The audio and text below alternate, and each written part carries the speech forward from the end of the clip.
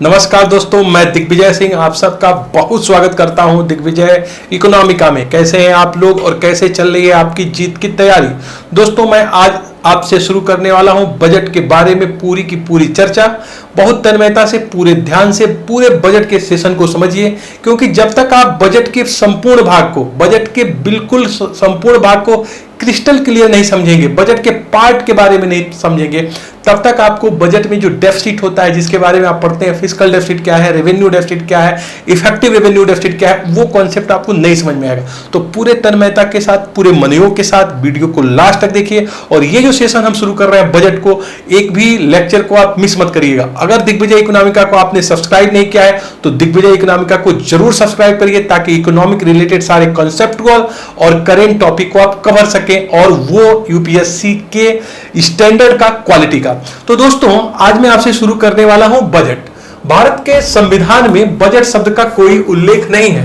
भारत के संविधान के आर्टिकल 112 अनुच्छेद 112 में जो शब्द दिया गया है वो है एनुअल फाइनेंशियल स्टेटमेंट, वार्षिक वित्तीय विवरण। मतलब भारत का संविधान डायरेक्टली बजट शब्द का उल्लेख न करके उसमें जो शब्द यूज हुआ है बजट की जगह पे वो है एनुअल फाइनेंशियल स्टेटमेंट, वार्षिक वित्तीय विवरण। और ये संविधान के 112 अनुच्छेद में दिया गया है। 112 नंबर का आर्टिकल यह कहता है कि केंद्र सरकार को प्रत्येक वर्ष, प्रत्येक फाइनेंशियल ईयर के लिए जो बजट है वो संसद में रखना पड़ेगा। बजट को रखना पड़ेगा राज्यसभा और लोकसभा दोनों ही पटलों पे रखना पड़ेगा। और 112 नंबर का यह आर्टिकल कुल मिला जुला के गवर्नमेंट के लिए बाध्यकारी है कि प्रत्येक वित्तीय वर्ष के लिए जो 1 अप्रैल से लेके 31 मार्च के बीच का होगा, उसके लिए ये बजट को संसद के पटल पर रखे। इसी तरह संविधान के आर्टिकल 202 में राज्यों के लिए भी बजट का प्रावधान है। देखिए, सबसे पहले हम सीखें कि बजट क्या है और बजट में किस तरह के आंकड़े गवर्नमेंट लेके आती है। दोस्तों, मैं सबसे पहले मैं ये आपको बताऊं, 2-3 चीजें बजट में आपको बिल्कुल क्रिस्टल क्लियर समझ लेना चाहिए। नंबर 1, बजट पूर्णतः अनुमान होता है। बजट में वास्तविक कुछ नहीं है। बजट पूर्णतः एक प्रत्याशा है, पूर्णतः एक एस्टीमेट होता है। इस पे मैं आपसे चर्चा करूंगा कि बजट क्यों एक तरीके से अनुमान होता है। दूसरा, जब मैं बजट शब्द का प्रयोग करूंगा तो कई बार बजट को आप एलोकेशन के रूप में देखते हैं, डिस्ट्रीब्यूशन के रूप में देखते हैं कि किस मद पे कितना खर्च किया गया। लेकिन दोस्तों, आपको यह समझना चाहिए कि जो बजट है, बजट रिसीट्स और एक्सपेंडिचर दोनों का ही विवरण होता है। इसमें न तो सिर्फ रिसीट्स और न सिर्फ एक्सपेंडिचर की बात आती है। इसके पिछले वीडियो में आप बिल्कुल उसको जाके ध्यान से देखिए, मैंने शब्द यूज किया है, मैंने कॉन्सेप्चुअल टॉपिक कवर किया था कि रिसीट्स और रेवेन्यू में क्या फर्क होता है। यहां पे गवर्नमेंट के इनकम और एक्सपेंडिचर का एस्टिमेशन बजट नहीं होता है। बेसिकली जो बजट है गवर्नमेंट का वो रिसीट्स और एक्सपेंडिचर का अनुमान है, एक्सपेक्टेशन है, एस्टिमेशन है। तो यहां पे जो शब्द किताबों में लिखा जाता है, कि कई बार आप देखेंगे किताबों में लिखा होता है कि बजट सरकार के आने वाले फाइनेंशियल ईयर का आय और व्यय का एस्टिमेशन है या फिर ब्यौरा है, वो बिल्कुल टेक्निकली सही नहीं है। यहां पे होना चाहिए कि बिल्कुल जो बजट होता है वो गवर्नमेंट के रिसीट्स और एक्सपेंडिचर का एस्टिमेशन है, प्राप्तियों का और व्यय का अनुमान है। तो प्राप्तियां मैंने आपको पिछले क्लास में बताया है कि रिसीट जो है वो रेवेन्यू से बड़ा टर्म है। इसमें गवर्नमेंट के इनकम के अतिरिक्त बोरोइंग भी आती है। तो यहां पे हम ये सीखने वाले हैं कि बजट सिर्फ व्यय नहीं है, बल्कि रिसीट्स और एक्सपेंडिचर दोनों का विवरण है। देखिए, सैद्धांतिक रूप से अगर हम लोग बात करें या फिर परंपरागत रूप से हम देख लें तो जो बजट प्रस्तुत होता रहा है हमारे पार्लियामेंट में वो फरवरी के लास्ट वर्किंग डे में प्रस्तुत होता रहा है। हम लोग फरवरी के अंतिम कार्य दिवस पे 28 या 29 फरवरी को संसद में, पार्लियामेंट में बजट प्रस्तुत करते थे। लेकिन 2060 में इस परंपरा को मोदी गवर्नमेंट ने तोड़ा। मोदी जी ने कहा कि लीक लीक तीनों चले, कायर कूद कपूत, और बेलीक तीनों चले, शायर सेठ सपूत। देखिए, परंपरा वो था, वो कोई ऐसी परंपरा नहीं थी जिसे तोड़ा ना जाए। अंग्रेजों की बनाई हुई परंपरा थी। उस परंपरा को तोड़ते हुए हम लोगों ने बजट को फरवरी के प्रथम कार्य दिवस पे 1 फरवरी को बजट को 2016 के बाद आप देखेंगे लगातार पार्लियामेंट में प्रस्तुत किया जा रहा है। अब हम बजट को फरवरी के अंतिम कार्य दिवस पे प्रस्तुत न करके हम फरवरी के प्रथम कार्य दिवस पे पहली फरवरी को बजट को हम प्रस्तुत करते हैं। साथ ही साथ मैं आपको बताऊं 2016 में कुछ और भी काम हुए थे बजट में, जो चेंज हुआ था, कुछ संशोधन हुआ था और भी था। सबसे पहले आप देखेंगे कि भारत में रेल बजट को अलग और आम बजट को अलग प्रस्तुत किया जाता था, लेकिन 2016 के बजट में दोनों को जो है आप देखेंगे एक साथ मर्ज किया गया। और साथ ही साथ इसके अतिरिक्त जो परंपरागत और गैर परंपरागत जो व्यय रहे हैं या फिर योजनागत और गैर योजनागत व्यय रहे हैं, वो जो क्लासिफिकेशन था वो भी एक समीचीन जो है क्लासिफिकेशन नहीं था, उसको भी इस बजट में दूर किया गया था। तो 2016 के बजट में ये तमाम चीजों का संशोधन किया गया इस गवर्नमेंट, मोदी गवर्नमेंट ने। तो देखिए यहां पे हम बात करें कि एक्चुअल आज मैं इस लेक्चर में सिर्फ यहां बात करने वाला हूं कि एक्चुअली बजट होता क्या है, इसमें किस तरह के डेटा होता है। जब आप बजट को पढ़ते हैं तो इसमें डिफरेंट टाइप के डेटा आपके सामने आता है कि इसमें बजट एस्टिमेट क्या होता है, इसमें रिवाइज्ड एस्टिमेट क्या होता है, इसमें क्विक एस्टिमेट क्या होता है, इसमें एडवांस एस्टिमेट क्या है। तो इन तमाम तार्किक कॉन्सेप्चुअल चीजों पे मैं आज आपसे चर्चा करूंगा। तो सबसे पहले दोस्तों आइए हम सिखाते हैं आपको कि बजट क्या है। देखिए आप इस शब्द को सुनते होंगे, मम्मी घर पे कहती है कि इस महीने का बजट बिगड़ गया है। तो जब आप ये सुनते हैं कि इस महीने का बजट खराब है या इस महीने का बजट अच्छा नहीं है या फिर बजट अच्छा है, कई बार अपने दोस्त से आप कहते हैं कि चलो मुझे पार्टी दो और कहता है बजट ठीक नहीं है। तो इसका मतलब क्या ठीक नहीं है? इसका मतलब यह है कि जो उसके खर्चे हैं इस महीने के, वो उसके इनकम से जो उसे मिलता है उससे ज्यादा है, बजट खराब है। कुल मिलाजुला के बजट कभी भी एक पक्षीय नहीं हो सकता है। जब भी हम कहते हैं कि हमारा बजट इतना है, तो हम अपने आय और व्ययों को दोनों को एक साथ देखते हैं, उसमें कंपैरिजन करते हैं कि क्या एक्सपेंडिचर हमारे रिसीट से या इनकम से ज्यादा है तो हम कहते हैं बजट खराब है। अगर मेरी आय 500 रुपया है और उस दिन मुझे 700 रुपये खर्च करना है तो मेरा बजट खराब है। लेकिन अगर मेरी इनकम 1000 है और मुझे 500 का ही खर्च है तो मेरा बजट अच्छा है। तो बजट कभी भी एकांगी नहीं होगा। बजट में हमेशा गवर्नमेंट के लिए आप देखिएगा रिसीट्स और एक्सपेंडिचर दोनों एक साथ आएंगे। बजट कभी भी एक्सपेंडिचर या फिर आय का अनुमान नहीं होता है, इसमें रिसीट्स और एक्सपेंडिचर दोनों ही एक साथ दोस्तों आते हैं। अब आइए हम बात करते हैं आपसे कि जो बजट है, मैंने कहा कि भारतीय संविधान में बिल्कुल क्रिस्टल क्लियर है कि केंद्र सरकार प्रत्येक वित्तीय वर्ष के लिए संसद के सामने अपना जो एनुअल फाइनेंशियल स्टेटमेंट लेके आएगी, जिसे हम बजट कहेंगे। ये मान लीजिए कि बजट 2020-21 है। मैं आपको बताऊं कि बजट जो है क्रमागत सक्सेसिव 3 फाइनेंशियल ईयर का डेटा होता है। बजट सिर्फ एक वर्ष का बजट में डेटा नहीं होता है, सक्सेसिव 3 कंटिन्यूअस ईयर का इसमें फाइनेंशियल ईयर का डेटा होता है। जो बजट 2020-21 रहा है या फिर रहेगा, तो इसमें 3 तरह के डेटा आप देखेंगे। एक तो फाइनेंशियल ईयर 20-21 का होगा बजट एस्टिमेट, बजट अनुमान इसको कहेंगे। फिर 2019-20 के लिए 19-20 के लिए 2 तरह के डेटा होंगे, budget estimate BE. Budget estimate को हम शॉर्ट में बीई कहते हैं, क्योंकि इसको हिंदी में बजट अनुमान कहते हैं इसलिए इसको और भी लिखा जाता है। और साथ ही साथ जो 2019-20 के लिए जो दूसरा एक और भी डेटा होगा उसके लिए आरई रिवाइज्ड एस्टिमेट शब्द यूज करते हैं या फिर संशोधित अनुमान, और आप इसे इकोनॉमिक सर्वे या फिर गवर्नमेंट के बजट में 100 देखते हैं। और साथ ही साथ इस 2020-21 में पिछले वर्ष का 2018-19 का भी डेटा होगा, जिसके लिए वास्तविक आंकड़े एक्चुअल डेटा एडी शब्द यूज होता है। अब जरा देखिए आप बहुत ध्यान से कि जब हम कहते हैं बजट में डेटा, तो मैंने कहा कि बजट सिर्फ एक वर्ष का गवर्नमेंट के रिसीट्स और एक्सपेंडिचर का एस्टिमेशन नहीं होता है। बेसिकली जो बजट में 3 कंसेक्यूटिव फाइनेंशियल ईयर के डेटा होते हैं। यहां पे उदाहरण के लिए हमने बजट 2020-21 को लिया है और मैं ये आपसे क्लियर कर रहा हूं कि बजट 2020-21 में सबसे पहले जो 2020-21 है उसके लिए जो डेटा होगा उसके लिए शब्द होगा बजट एस्टिमेट बीई या फिर हिंदी में बजट अनुमान ब। देखिए ये जो फाइनेंशियल ईयर है 2020-21 बेसिकली ये है अपकमिंग फाइनेंशियल ईयर। अपकमिंग का मतलब ये हुआ कि ये फाइनेंशियल ईयर अभी आया नहीं है, ये आने वाला। क्यों? क्योंकि हम 1 फरवरी 2020 को, मैंने कहा कि फरवरी के प्रथम कार्य दिवस में 2020 को बजट लेके आ रहे हैं पार्लियामेंट में। तो ये जो फाइनेंशियल ईयर है, आप जानते हैं कि फाइनेंशियल ईयर क्या होता है, 1 अप्रैल से शुरू होकर 31 मार्च तक जाता है। तो ये जो 1 फरवरी 2020 है वो किस फाइनेंशियल ईयर में आएगा, ये डेट बताइए आप। ये फाइनेंशियल ईयर 2019-20 का होगा, 19-20 को होगा, क्योंकि इसकी डेट क्या होगी, आप इसकी डेट होगी 1 अप्रैल 19 to 31 मार्च 20।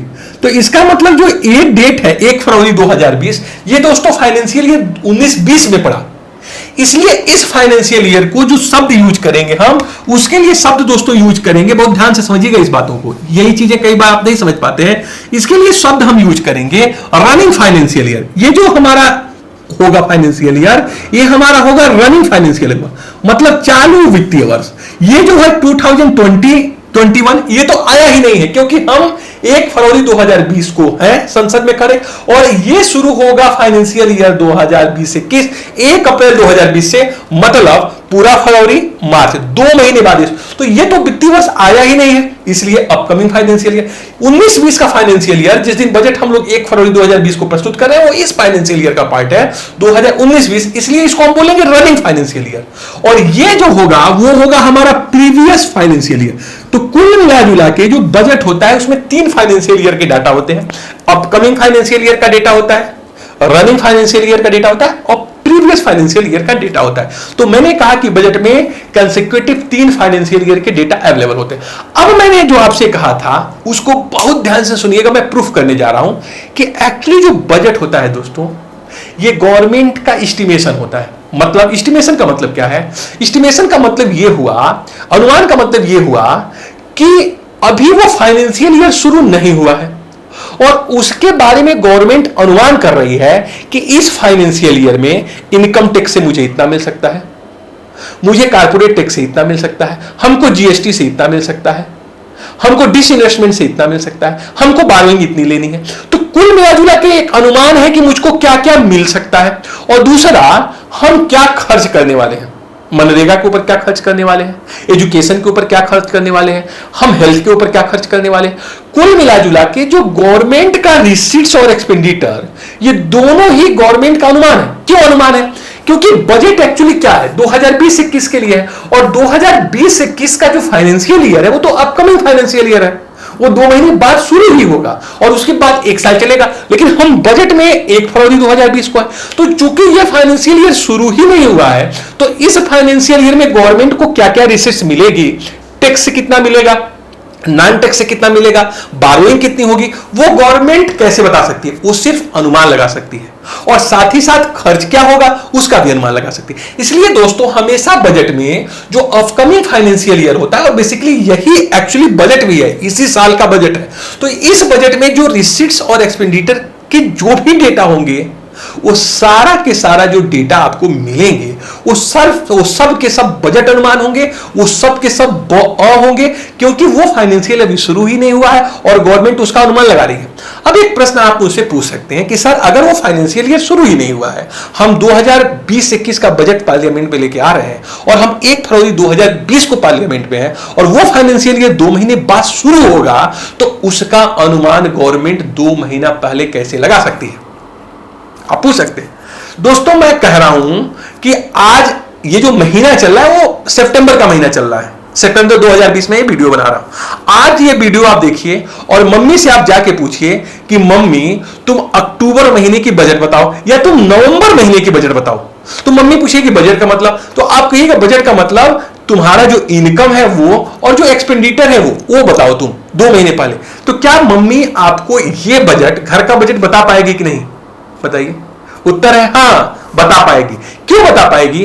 क्योंकि मम्मी को पता है कि मम्मी को किन किन सोर्सेज से क्या क्या मिलता है और उसे क्या क्या खर्च करने पड़ते हैं। मम्मी को बिल्कुल क्लियर है कि दूध के बिल पे कितना खर्च करना है, इलेक्ट्रिसिटी का बिल कितना आ रहा है। मम्मी को यह भी पता है आपको स्कूल की फीस कितनी भरनी होती है। मम्मी को यह भी पता है कि 1 महीने में सब्जियों के ऊपर, डिफरेंट टाइप के फूड ग्रेन्स के ऊपर क्या खर्च है।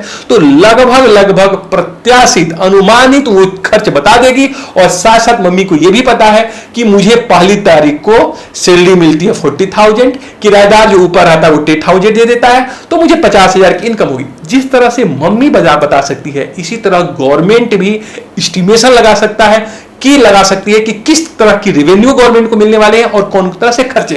तो दोस्तों बिल्कुल क्लियर आप समझिए, माइंड में बैठाइए। कभी भी आपसे पूछा जाए बजट क्या है तो बिल्कुल आप क्लियर कर बताइएगा कि बजट अपकमिंग फाइनेंशियल ईयर का जो गवर्नमेंट के रिसीट्स और एक्सपेंडिचर, न कि आय और खर्चे, न कि रेवेन्यू और एक्सपेंडिचर, बेसिकली रिसीट्स और एक्सपेंडिचर का पूर्णतः अनुमान है, क्योंकि वो फाइनेंशियल ईयर तो अभी शुरू ही नहीं हुआ है, 2 महीने बाद शुरू होगा, इसलिए बजट पूरा का पूरा अनुमान है। लेकिन बजट सिर्फ इतना ही नहीं है, बजट में इसके अतिरिक्त अतिरिक्त 2019-20 जिसे हम रनिंग फाइनेंशियल ईयर कह रहे हैं, उसके भी डेटा अवेलेबल होते हैं। रनिंग फाइनेंशियल ईयर में दो डेटा होंगे, बहुत ध्यान से सुनिएगा। रनिंग फाइनेंशियल जो 2019-20 में है, उसमें एक होगा बजट एस्टीमेट बीई और दूसरा होगा रिवाइज्ड एस्टीमेट आरई, संशोधित अनुमान। मतलब बजट अनुमान के साथ साथ इसमें संशोधित अनुमान भी होगा। ये क्या है, देखिए जो ये 2019-20 में बजट एस्टीमेट है, तो ये जो पिछला बजट होगा, इसके पिछले साल भी तो बजट आया होगा 2019-20, और 2019-20 के बजट में भी 3 ईयर के डेटा होंगे।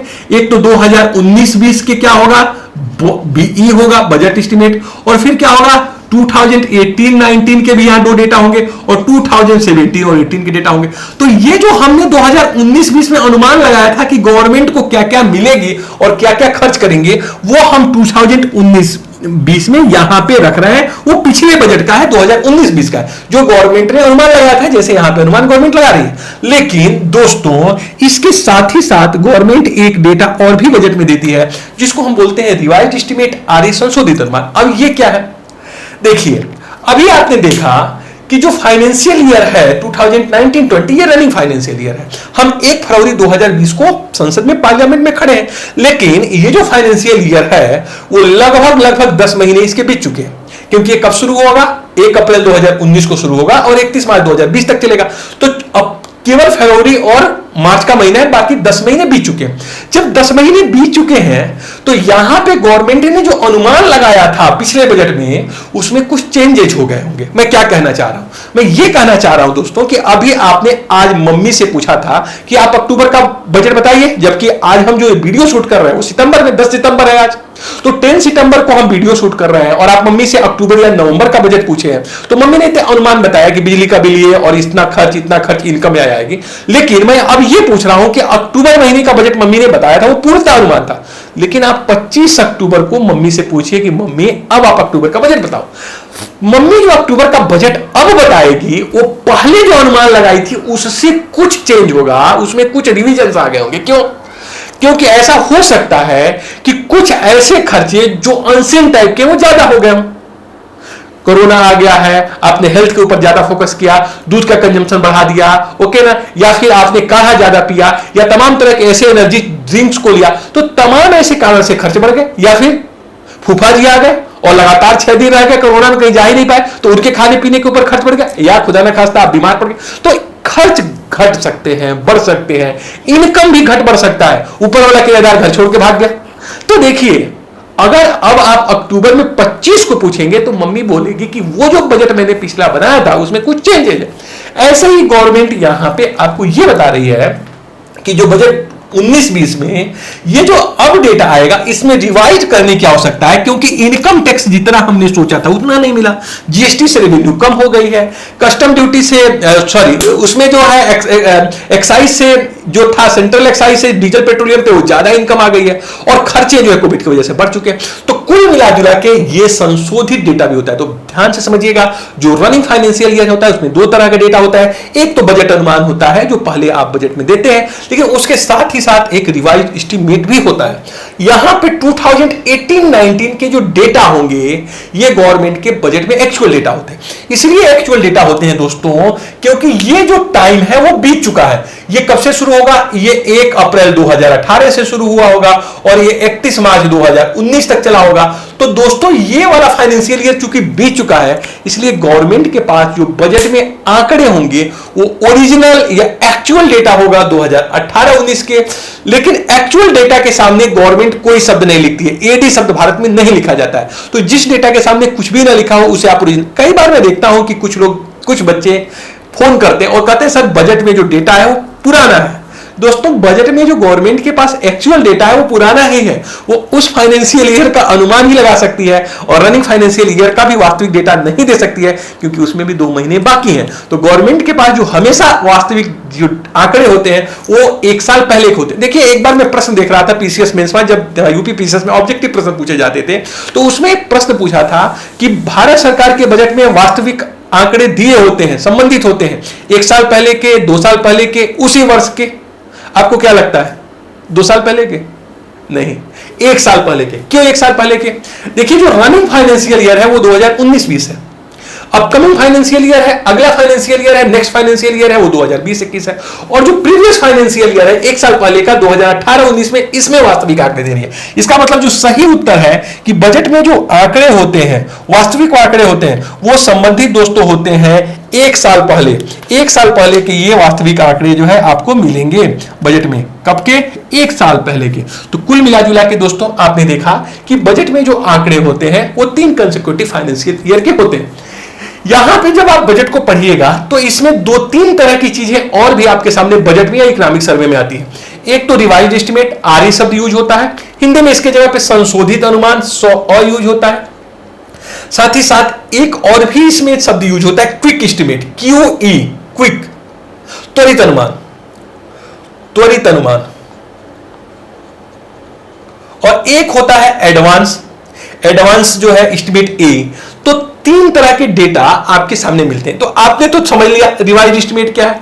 रिवाइज्ड एस्टिमेट ये है कि जो बजट एस्टिमेट है, बजट एस्टिमेट, ये जो बजट एस्टिमेट है, बजट अनुमान जो गवर्नमेंट ने बजट के समय लगाया था, उसमें किसी तरह का परिवर्तन हो गया है, रिवीजन हो गया है, क्योंकि समय बीतने के बाद, 8-10 महीने समय बीतने के बाद गवर्नमेंट ने उस रिसीट्स और एक्सपेंडिचर के डाटा को रिवाइज किया है।